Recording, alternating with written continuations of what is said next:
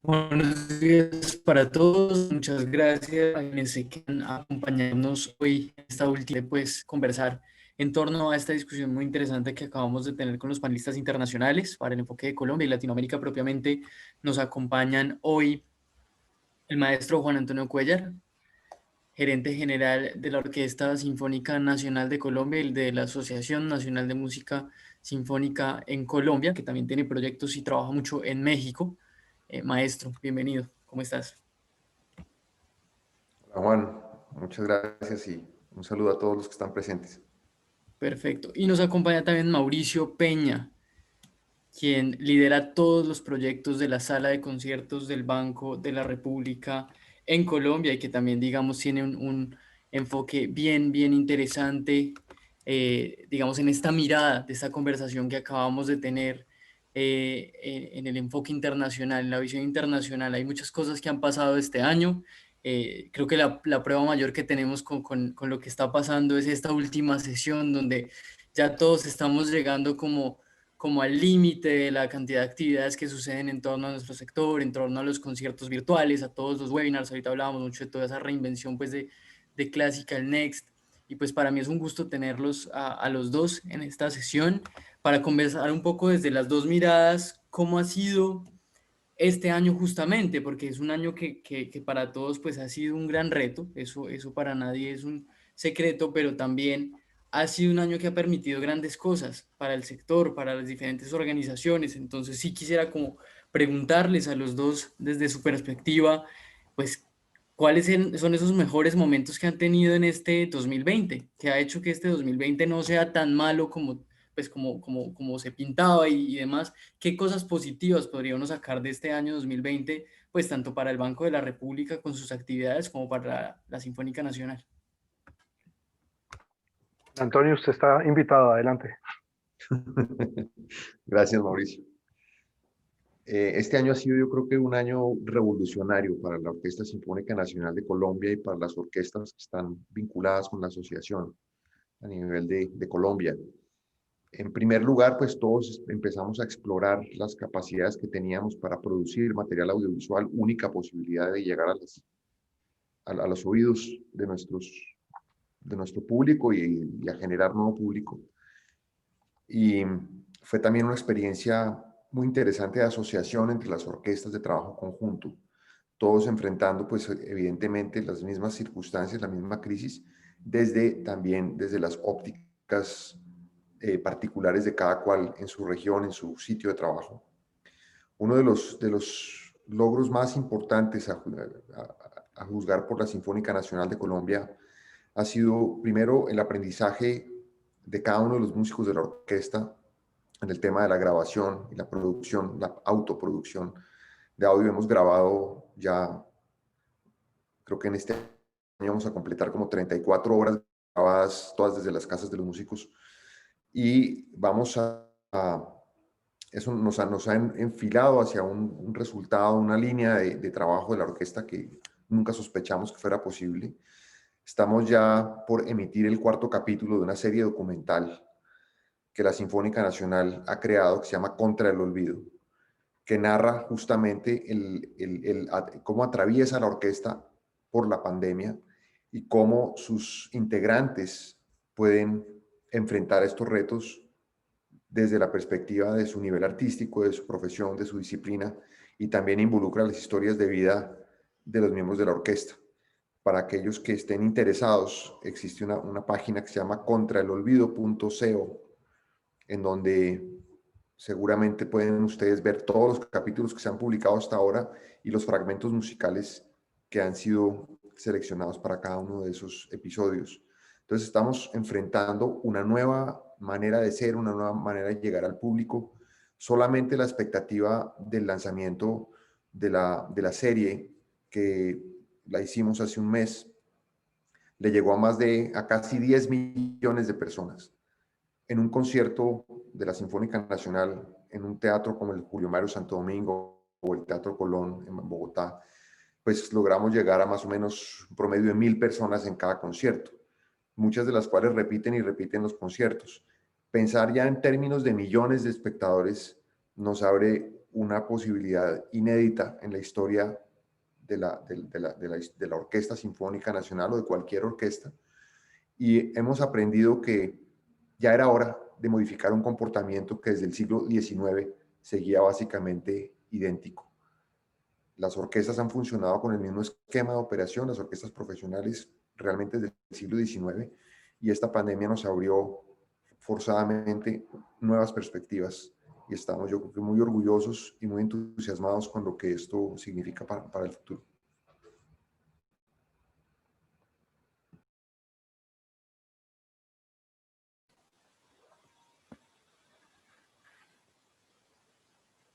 Sí, sigo yo, asumo, Juan Andrés. Pues adelante, qué pena. Adelante, adelante.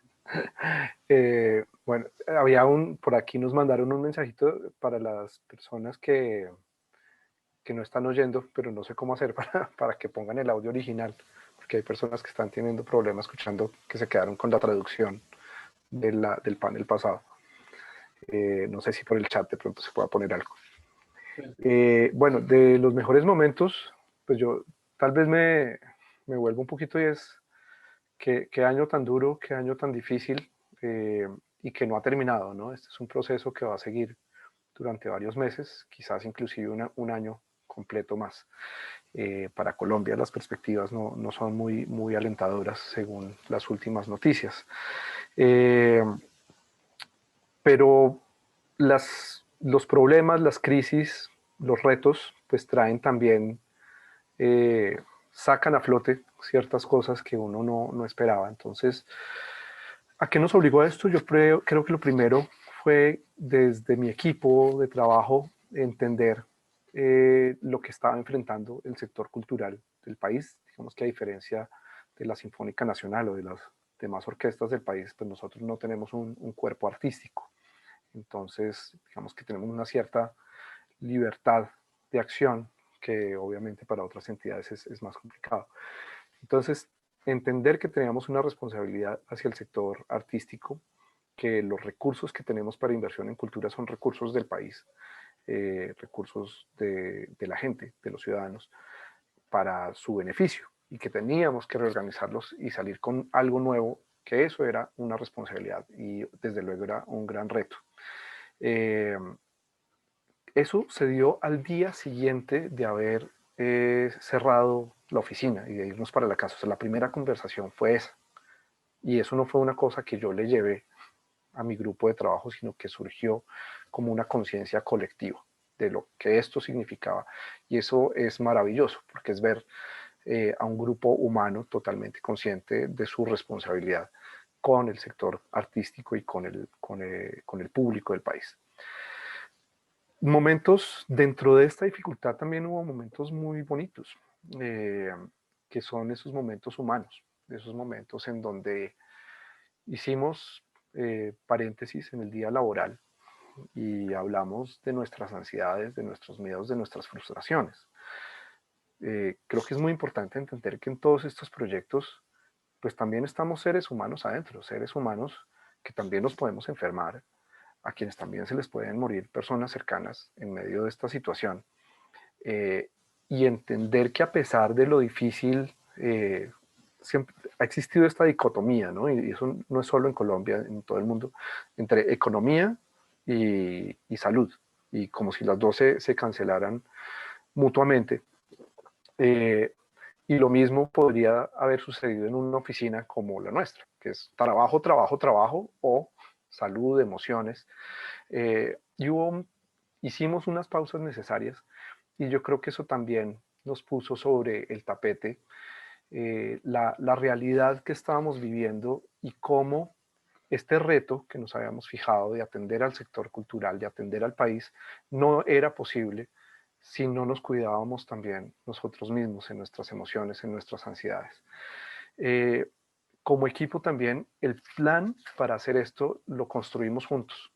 Lo construimos juntos y fue un ejercicio buenísimo de entender y aprovechar cosas que ya habíamos trabajado a lo largo de varios años, de cuáles son los principios o las líneas que rigen nuestra actividad, cuál es el marco lógico de lo que hacemos, y rearmar todo a partir de ese marco lógico para un mundo en donde no iba a haber conciertos, eh, conciertos en vivo. Finalmente, un espacio como este de Resetting the Stage y otros que han existido, pues yo creo que ha sido muy bueno. Ahorita que estaban David y Mark hablando mucho de las conferencias y Fabián, etcétera, pues yo he ido a ISPA, he ido a Classical Next, etcétera, pero no es algo que para mí, que me quede fácil hacerlo todos los años. Es bastante costoso desplazarse hasta allá.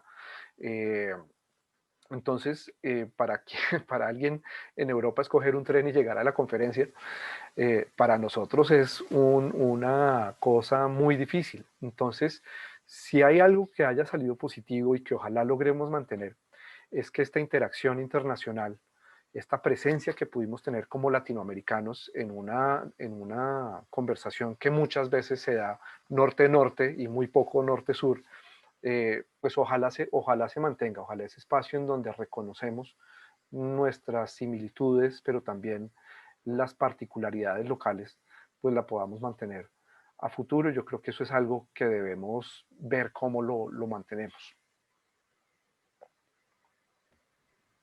De acuerdo, Mauricio, pues para aquí contarles a todas las personas que nos acompañan hoy, la sala no abrió.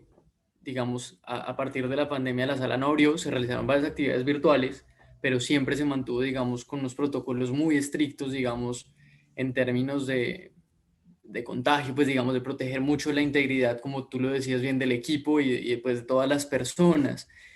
Entonces, quisiera aquí en este momento preguntarles a los dos, pues, ¿cómo fue repensar esa estrategia completamente? Digamos que de un lado una sala de conciertos que es de las más importantes del país, que tiene que repensarse de otra manera, y por el otro ya nos anticipaba el maestro, pues todo este proceso de creación que se dio en las casas de los músicos, que sin duda es importante, pero ¿cómo fue todo ese proceso de volcarse, digamos, a esa producción?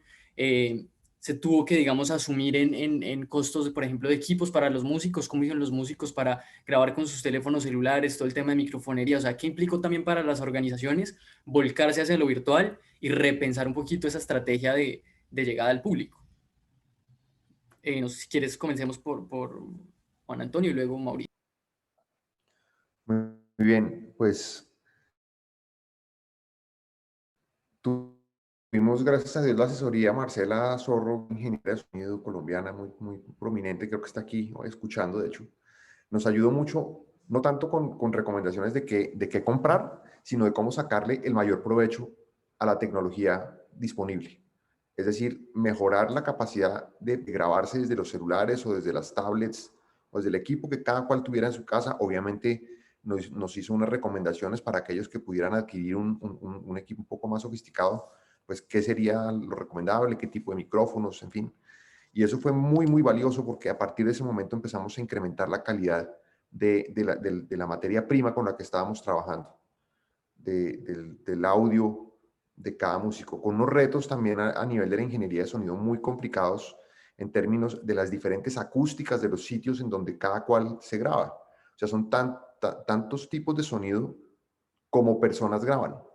Y eso, pues la música sinfónica jamás nunca en la historia se había enfrentado con esa situación. Y entonces la técnica de grabación, la técnica de producción, la técnica de postproducción, eh, pues casi que nos estuvimos inventando todo el tiempo sobre la marcha la mejor manera de lograrlo. Y ha sido pues una combinación de esfuerzos muy importante desde la parte de preproducción hasta el final de la última mezcla y la masterización del trabajo, que nos ha enseñado lecciones invaluables a nivel técnico.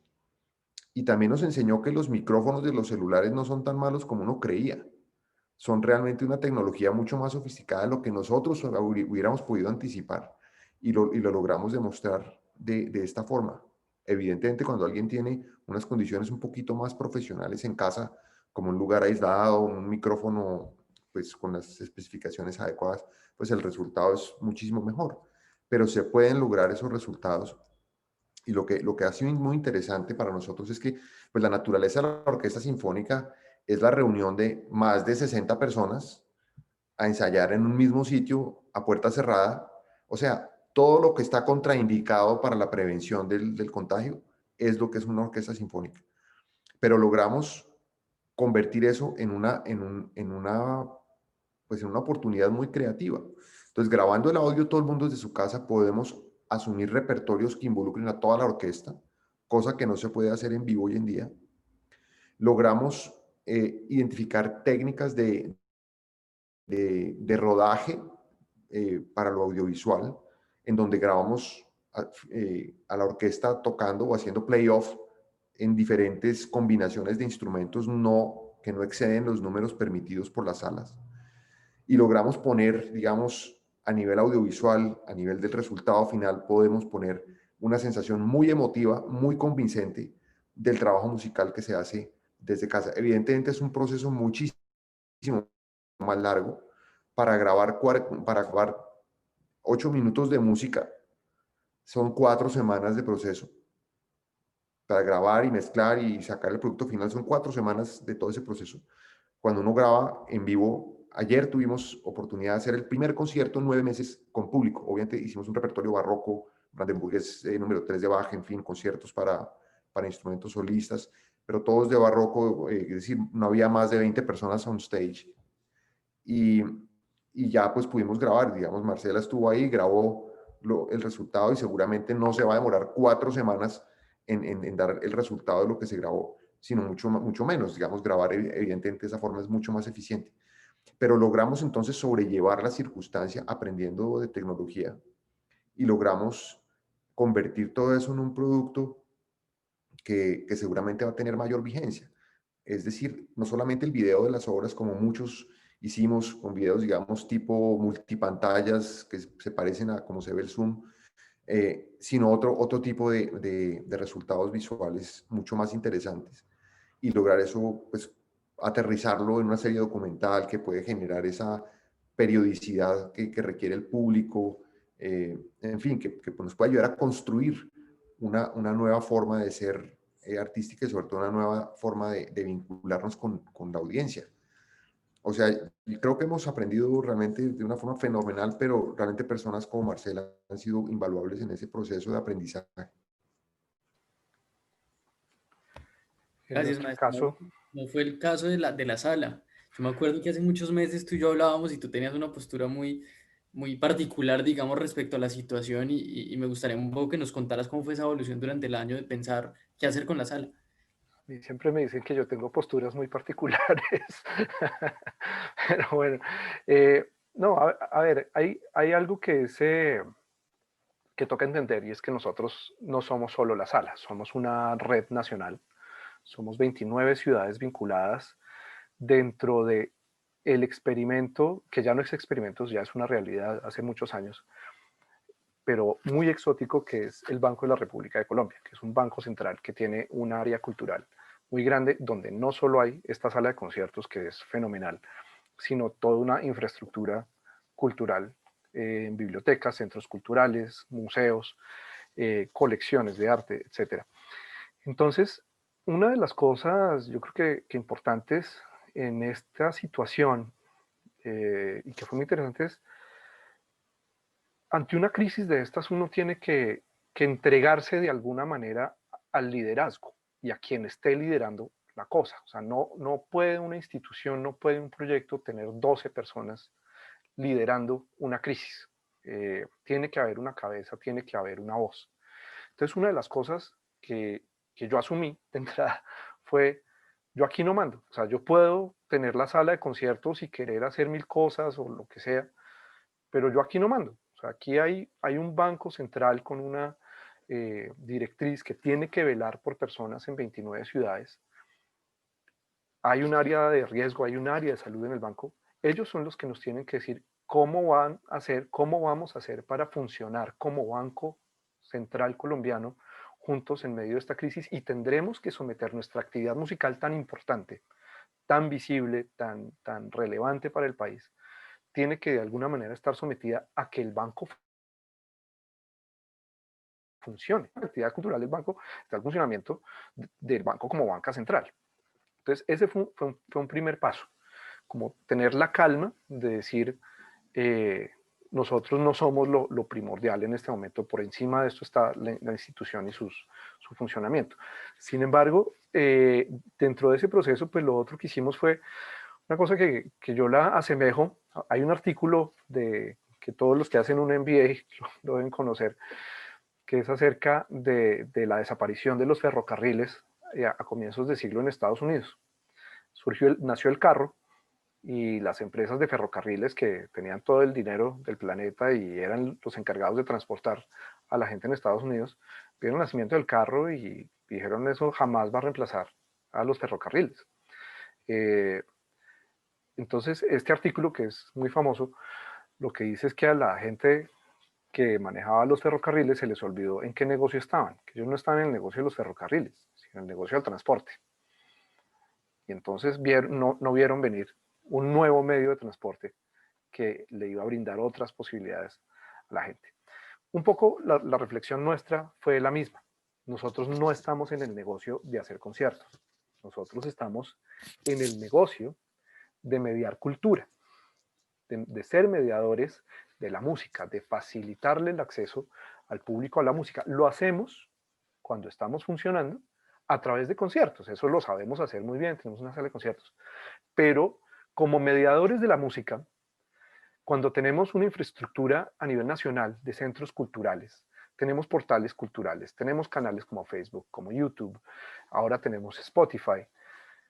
¿Qué hicimos? No, dicho, pensar cómo entonces mediamos la música para que el público, en medio de esta cuarentena, en medio de este aislamiento, en medio de esta cosa en donde yo creo que como entidades también tenemos que, de alguna manera, aún invitar a la gente a que no salga masivamente y a que encuentre esparcimiento y cultura en sus casas, ¿cómo le llegamos a esas personas? Entonces, la reinvención fue un poco así. ¿Cómo podemos transformar, traducir mediaciones que ya hacíamos a este mundo digital? Entonces nos inventamos un podcast que se llama La Música se habla, nos inventamos, donde Juan Antonio además fue uno de nuestros primeros invitados. También estamos haciendo unas listas de reproducción guiadas. Entonces, es como ir a un concierto de rock o de música vocal.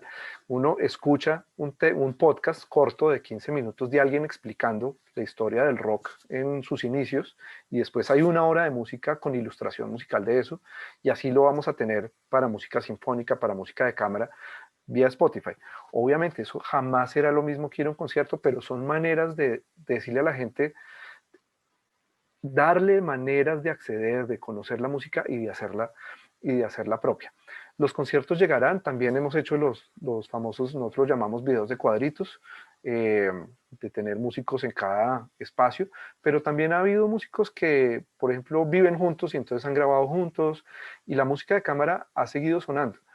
Uno de los grandísimos retos que ha tenido esto es el tema de la gestión de derechos de autor. Eso ha sido un asunto muy complicado, todavía sin resolver, y que está totalmente sin inventar del todo para el mundo digital. Si era difícil ya hacerlo en el mundo presencial, en el mundo digital esto es realmente una complicación inmensa. Llevamos, yo diría, 9 meses tratando de resolver esto, y no es claro. O sea, es la atomización de quién tiene los derechos, la variedad de tarifas.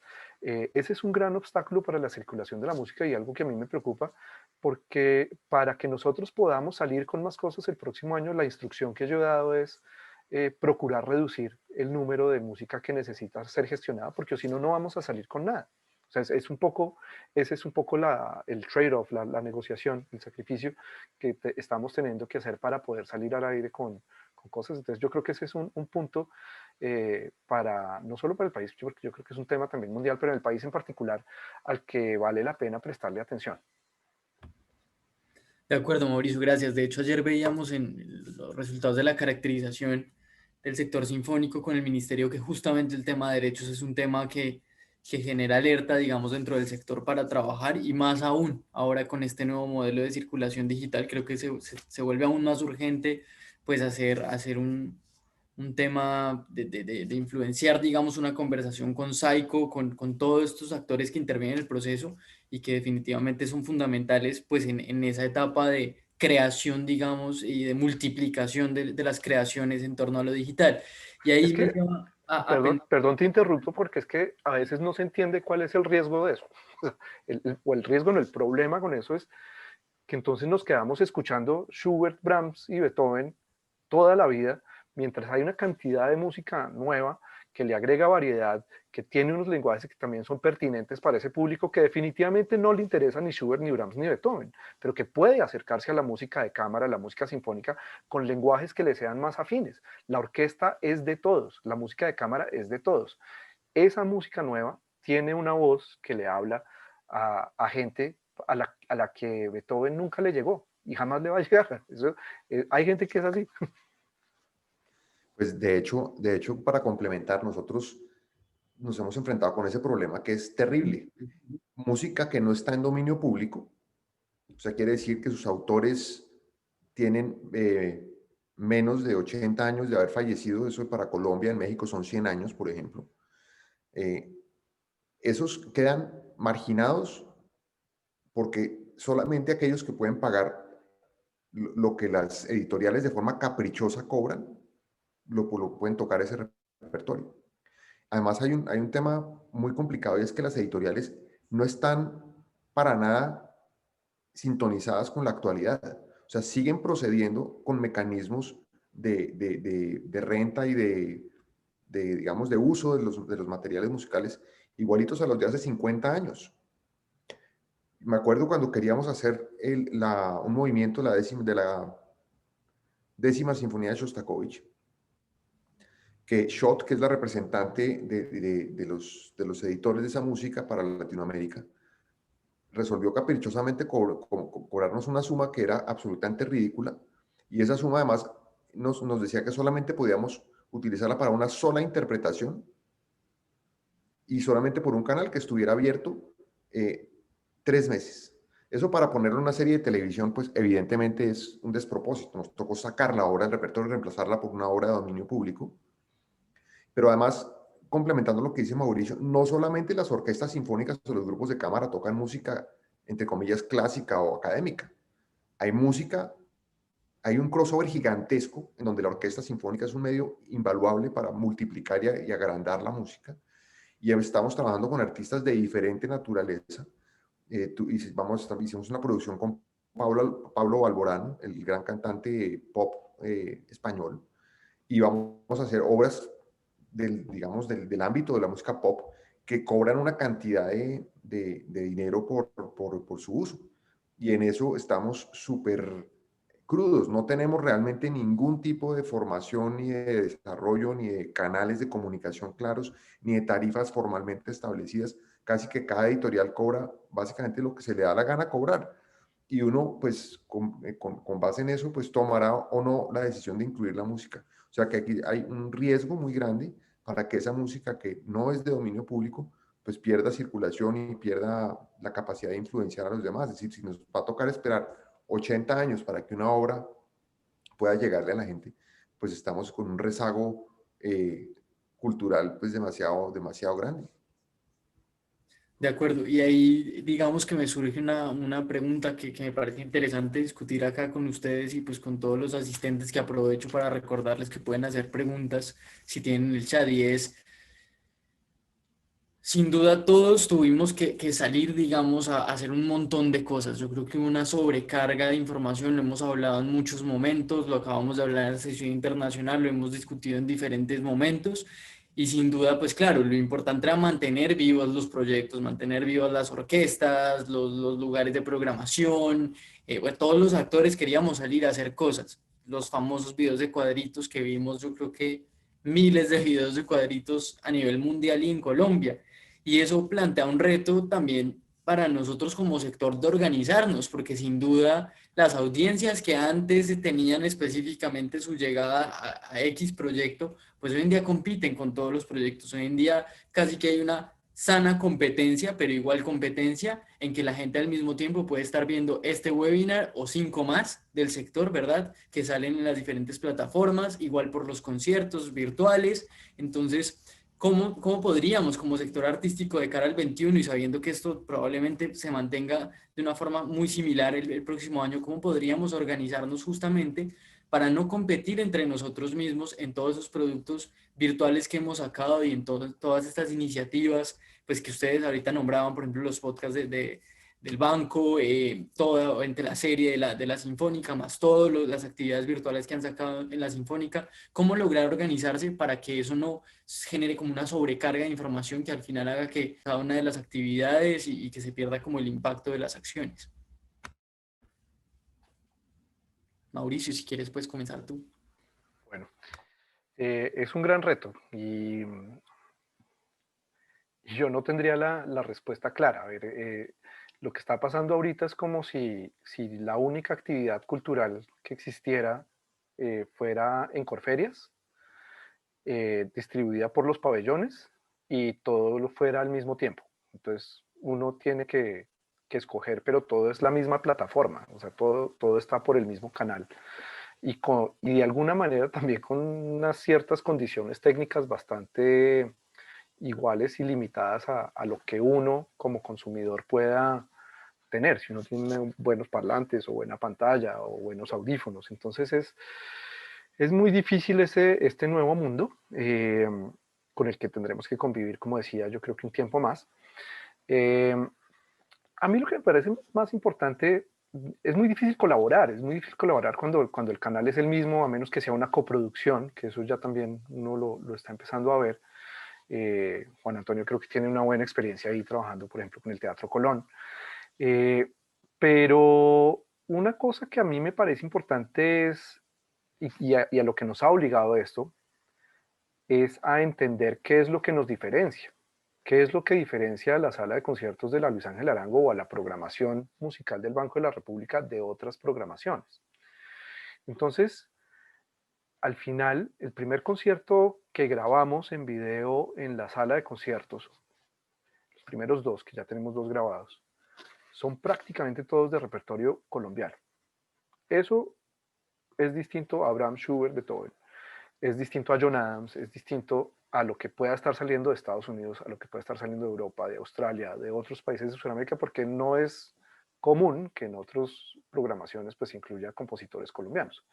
Entonces, una manera de distinguirnos, de resaltarnos y de ser especiales en este universo que, como se decía en el panel anterior, pues esto ya es una programación que es a nivel mundial, es esa. ¿Cuál es nuestra identidad artística? ¿Cuál es nuestra misión? Y no tratar de disparar para todos lados. Yo creo que lo otro, que obviamente este fue el año de crisis, este fue el año en donde todo nos tomó por sorpresa, pero ya el 2021 no es necesariamente una sorpresa. Ya sabemos en qué estamos, en qué condiciones tenemos que trabajar. Y uno de los grandes retos, por lo menos que yo tengo para el trabajo dentro del Banco de la República, es salir en algún momento muy pronto, espero, con una programación publicada con antelación para el público. O sea, un plan con el cual el público se pueda programar y decir, a ver, es que en agosto va a haber este concierto, sí, será por Facebook o por YouTube o por X o Y canal, pero que no va a ser la cosa con la que salimos a improvisar a ver qué podíamos hacer. No, ya tenemos un plan, estamos terminando de estructurarlo y eso es una cosa de comunicación. Dicho, una programación es un mensaje dirigido al público, esta es mi apuesta artística. Entonces yo creo que en la medida en que podamos entregar un paquete completo que diga, esto es como usted se puede programar, todos los miércoles a las 7 de la noche va a haber un concierto y va a venir en un canal digital, pero con el sello Banco de la República, con eso que usted se ha acostumbrado a encontrar en la programación del Banco de la República, que incluye variedad, calidad, selección, curaduría, exigencia, complementos con charlas, complementos con textos, complementos con explicaciones. Entonces, yo creo que es tratar de, es el proceso de encontrar esa identidad que siempre hemos tenido en este nuevo mundo digital.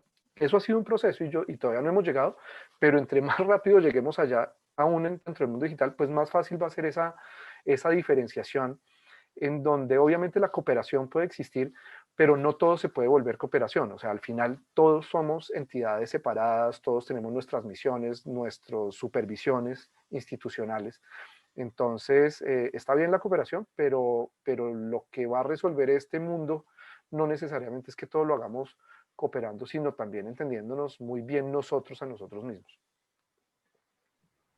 Sí, estoy de acuerdo. Hay una palabra que en español es como la identidad, pero es que no es tan poderosa como o tan significativa como la palabra uniqueness en inglés. Creo que ahí es donde realmente reside, donde La siempre ha residido, de singularidad. hecho, la particularidad de lo que cada uno puede ofrecer, de la voz de cada cual. Creo que ahí es donde está justamente la posibilidad de éxito. Y si en este, digamos, gran paisaje de material visual, todo muy parecido, eh, lo que tiene que surgir es esa particularidad, eso único que alguien puede ofrecer, esa voz única, ese producto que es diferente a todo lo demás. Creo que ahí es donde reside. Pero retomando también otro tema que tiene que ver con el punto anterior de los derechos de autor, lo que hemos decidido hacer con las orquestas del país, que nos hemos reunido todas las orquestas profesionales, es que entre todos vamos a sacar un proyecto a partir del año entrante y por muchos años esperamos hacia adelante, que es un tema de patrimonio musical sinfónico colombiano. Vamos, que tiene varias facetas o varios componentes. Uno de ellos es el tema editorial. Queremos centralizar en una entidad la edición y la circulación, renta, alquiler, venta, etcétera, a otras orquestas del mundo del material sinfónico colombiano producido desde finales del siglo XIX hasta nuestros días. Y otra línea que tiene esto es la producción fonográfica de ese material. Vamos a empezar como un símbolo este año grabando obras en conjunto entre pares de orquestas. Entonces, músicos de una orquesta y de otra se combinan sus esfuerzos para producir un resultado sonoro de primera calidad que pueda subirse a todas las plataformas de circulación que hay para que la gente conozca, oiga la música de los autores colombianos de todas las épocas y sepa que existe un mecanismo a través del cual, claro, es establecido a través del cual se puede acceder a ese material para interpretar en otras orquestas del mundo. Y tercero, una línea también audiovisual. Hemos comprendido que la circulación de la música hoy en día necesita del soporte visual. Estamos en una época en donde el estímulo artístico tiene mucho que ver con lo visual y entonces al comprender esa realidad vamos a producir también cada obra con un componente audiovisual, digamos, que pueda circular por los canales, por las redes sociales, pero también se pueda programar eventualmente a través de canales más profesionales de transmisión y circulación de la música en Colombia y en el mundo.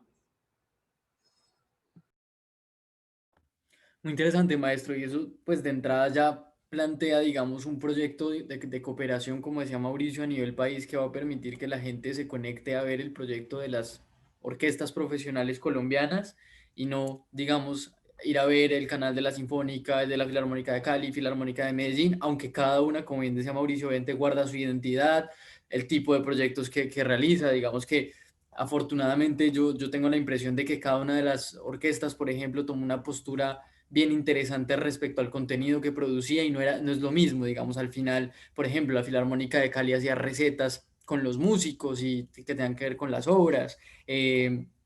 Filarmed habló mucho de salud mental, la Sinfónica Nacional hizo las sesiones con cada uno de los músicos de la Sinfónica Nacional. Entonces creo que al final hubo como una diversidad de contenidos, pero sí creo que se plantea un reto gigante para innovar, digamos, para seguir creando cosas distintas, porque pues sin duda ya la gente se acostumbró a ver los videos de cuadritos que están bien, pero ya hay como una expectativa, como lo mencionabas al principio, maestro, de crear nuevas producciones audiovisuales desde lo digital, pero que todo el tiempo estén como generando esa atracción en la gente y se vaya generando pues un proceso de, digamos, de apreciación de la música también, no solo desde lo visual, todavía difícil, ¿no? Es decir, todavía pensarse hacer un concierto por Zoom, pues es muy complicado porque la calidad del sonido no es buena, porque no va a llegar al mismo tiempo, por muchas razones, la sincronicidad no va a funcionar, pero digamos que ahí todavía hay mucho por avanzar tecnológicamente hablando. Maestro, ayer justamente fue pues este primer concierto después de 9 meses con público de la Sinfónica en el Teatro Colón. A mí me gustaría que habláramos un poquito de esa experiencia, cómo fue todo el protocolo pues con la audiencia, qué percepción tienen ustedes o tuvieron ustedes con la Sinfónica, con las directivas del Teatro Colón, pues de esa llegada al público, fue una buena respuesta, cómo sucedió y en ese sentido, ¿qué se ve para el 2021? ¿Qué se plantea para el 2021 teniendo en cuenta que, bueno, ahorita pues no tenemos muy claro el tema de la vacuna, si va a volver a haber confinamiento en enero o no? ¿Qué han pensado en términos de programación en la Sinfónica para el próximo año? Bueno, pues primero que todo la experiencia de ayer fue pues muy emotiva, empezando por la emoción de los mismos músicos haciendo música por primera vez ante un público. Ellos un poco eh, se sentían un poco como en un terreno no del todo conocido, que fue muy interesante después de tocar ante el público todas las semanas rigurosamente durante, no sé, 20 años que haya estado el que más tiempo lleva en la orquesta, o incluso más. eh, Pararse de nuevo a tocar ante el público fue un reto. Me acuerdo que uno de los solistas, el oboísta, que es un gran oboísta, Tamas Bala, que me dijo que se sintió nervioso, que por primera vez en mucho tiempo sentía ese reto de salir al escenario, eh, y están un poco tensos, pero además lo otro que fue muy raro es que es un teatro Colón prácticamente vacío, porque es que el aforo permitido solamente es de máximo el 30% de la capacidad del teatro. Entonces éramos, no sé, entre 120 y 130 personas en una sala pues que está diseñada para 800 personas. Entonces se veía bastante desocupado, pero lo que fue muy bonito fue la reacción del público, porque era una ovación después de cada obra inusitada, porque también fue muy emotivo para el público volver a tener la oportunidad de oír a la orquesta en vivo. Evidentemente, pues no es música sinfónica grande, fue música barroca, pero pues, es decir, con una separación entre cada músico que hacía que la puesta en escena fuera muy, muy bonita. O sea, yo creo que esto también trae unas consecuencias estéticas de la puesta en escena, el tema de las distancias, el tema de los protectores para aislar a los vientos de las cuerdas, en fin, todos esos recursos empiezan a cobrar una dimensión también estética y a cambiar el protocolo de concierto. Cambian algunas dinámicas, cambian algunas características del concierto. Y creo que estamos por fin haciendo un cambio que yo creo que era muy necesario en la música clásica ya hace mucho tiempo. Y esto nos va a permitir seguramente llegar a un público, digamos, más variado. Lo otro es que ya tenemos una programación establecida para el año entrante, con una presencia escénica, digamos, moderada o muy, muy recatada durante el primer semestre. Solamente tenemos 5 presentaciones públicas durante el primer semestre, pero ya una programación mucho más regular en vivo, tanto en el Teatro Colón como el Teatro Julio Mario Santo Domingo, en la segunda mitad. Y vamos a llevar un producto, este mismo concierto barroco lo vamos a llevar a Popayán para la Semana Santa, que allá se celebra, pues como todos sabemos, el Festival de Música Religiosa.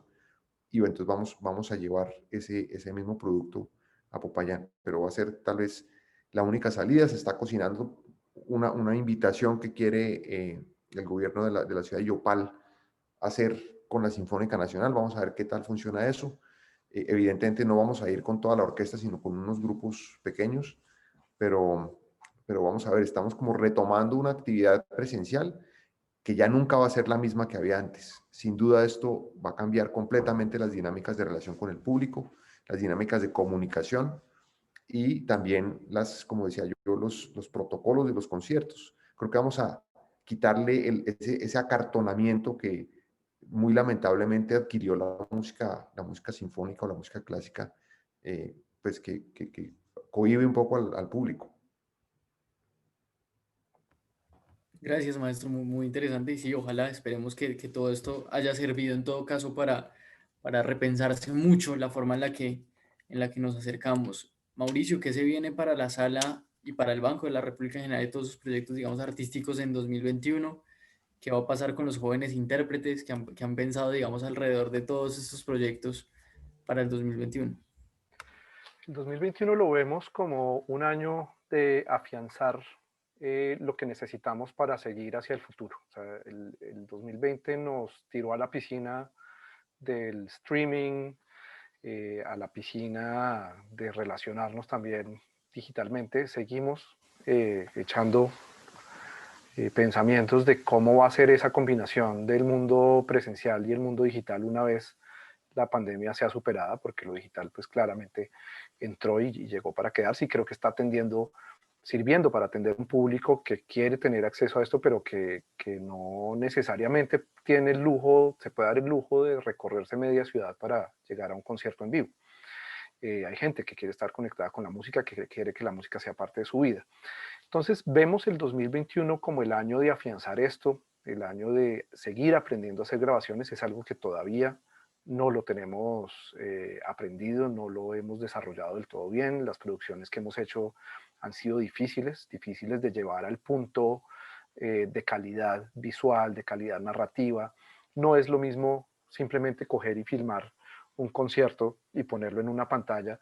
La experiencia no es la misma. O sea, a mí no me interesa ver los 20 pasos de un minuto de una persona caminando en el escenario, por ejemplo.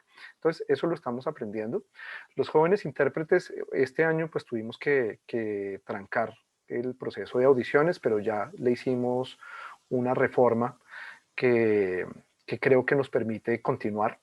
Entonces, toda la programación de jóvenes que estaba en 2020, todo se va a correr un año. Todo lo que era 2020 se va a hacer en 2021, todo lo que era 2021 se va a hacer 2022. Lamentablemente, pues eso significa que va a haber un año de pérdida, digamos, del proceso de jóvenes intérpretes, pero significa que seguimos adelante. Digamos, la condición que hay con ellos ahora es que les vamos a dar su concierto en la sala, como sea, con o sin público, presencial o en video, o presencial y en video, en vivo o en diferido. No sabemos cómo va a ser porque otra de las cosas que ha traído este año es aprender a convivir con las condiciones que nos da el momento. Entonces no queremos hacerle promesas a nadie de que el 3 de marzo va a haber un concierto de jóvenes intérpretes a las 7 de la noche y que la boleta cuesta 10.000 pesos, eh, si no estamos tranquilos y seguros de que el 3 de marzo vamos a poder cumplir esa promesa. Sí podemos tener la conversación con el artista de quisiéramos que el 3 de marzo hagamos este concierto, esta grabación, y si no sea el 3 de marzo, pues lo hacemos el 5, o si toca aplazarlo un mes, lo aplazamos un mes, pero, pero los procesos siguen. Yo creo que es sobre todo el año de empalme del mundo que era antes de 2020 y el mundo que será después de que la pandemia sea superada.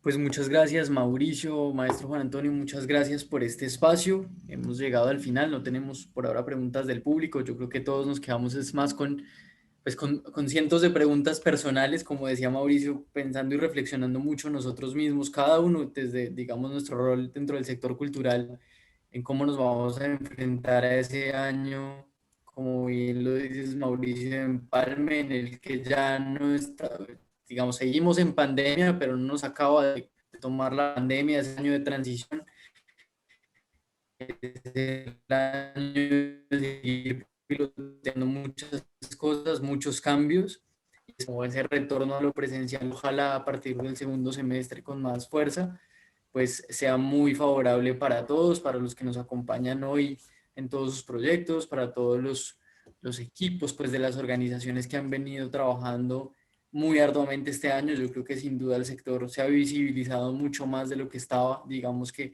hemos sí tenido esa oportunidad de mostrarnos mucho más hacia el público en general y yo creo que eso es muy valioso porque muestra esa capacidad de resiliencia que hay dentro del sector cultural colombiano y dentro del sector pues musical sinfónico. Entonces, agradecerles a ustedes por su participación en esta mañana y tarde de hoy y desearles a todos los que nos acompañan hasta ahora una feliz tarde, una feliz Navidad, un feliz año nuevo y que el 2021 pues nos vuelva a encontrar en alguna otra sesión y en muchos proyectos que trabajemos en conjunto. Muchas gracias, Juan Andrés, y también en nombre del Banco de la República, que estuvo participando en la organización de Resetting the Stage a lo largo de este segundo semestre, quiero agradecerles a todos los que nos acompañaron en las sesiones, a todos los panelistas también y a todos los colegas que hicieron posible que este encuentro ocurriera. Mil gracias y mil gracias, Juan Antonio, por estar acá también. Sí, lo mismo. Muchas gracias por la invitación, muchas gracias por compartir en este tiempo. Creo que hicimos parte de una de las primeras sesiones de Resetting the Stage y me parece que es un honor terminar el año participando nuevamente. Quiero agradecer también al Global Leaders Program, que ha sido, digamos, el motor de esta iniciativa, al Banco de la República, a la Filarmónica Joven de Colombia, a la Fundación Bolívar de Vivienda, y a todos pues por su participación y por su acompañamiento en este tiempo tan históricamente relevante para todo lo que hacemos.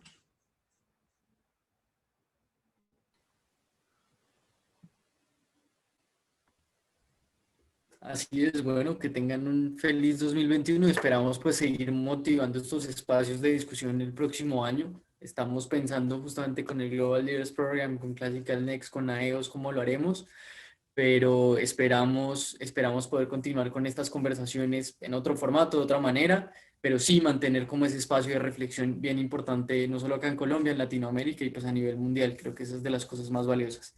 Así que sigan muy conectados a las redes de todos de este evento y que estén muy bien. Feliz tarde.